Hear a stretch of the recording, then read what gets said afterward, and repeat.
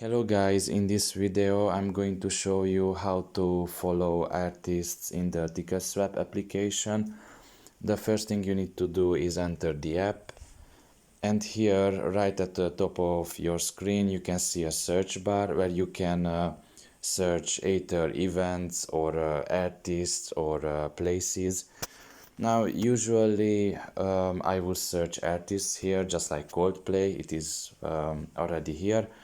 You type the name in, and once you click on them you can just click follow, and basically you will follow everything about this band.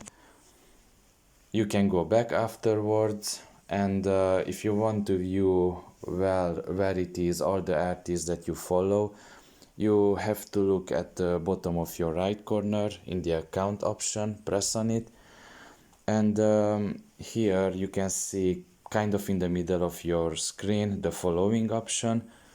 Click on that and you can see here that you are following basically the Coldplay in this case, basically the artist that you have selected.